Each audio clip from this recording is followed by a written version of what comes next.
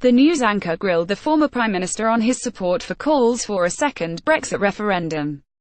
Mr. Frei dismissed Mr. Blair's hopes for a second vote on UK membership of the European Union, saying it would not be, realistically, possible to hold a second poll on the issue. He said, realistically there is not going to be a second referendum. Do you think there's a problem with someone like you, Tony Blair, former Prime Minister, not beloved in the Labour Party at the moment, making this point? Channel 4 News Brexit News. Matt Frei ripped into Tony Blair for his support for a second Brexit vote. Many people see you as the embodiment of the metropolitan elite against which they voted. You are part of the problem here in making the argument for a second Brexit vote. Mr. Blair argued that his support for a fresh vote stemmed from his experience as PM and claimed Brexit would do much damage to Britain. He told the Channel 4 News presenter, you know, 16 million people voted to remain. Okay, 17 million voted to leave, but the 16 million cannot all be described as part of the metropolitan elite.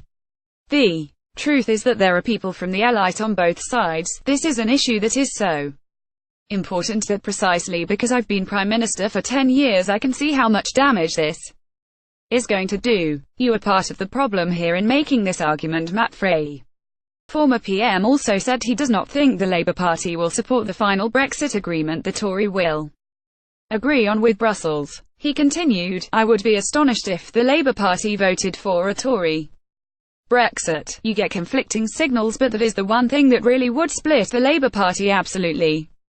In a fundamental way, if the government puts a deal to Parliament and MPs think, you know what, this actually isn't that good a deal for Britain either, because we end up becoming rule takers without being rule makers, or alternatively we are disrupting half our trade as a nation, then I think it's possible you get the thing blocked in Parliament. If it gets blocked in Parliament, the simplest answer to that is to say that the people made the original decision. Now we have the actual alternative. The people should carry on having the right to have a decision and the people should have a vote on it.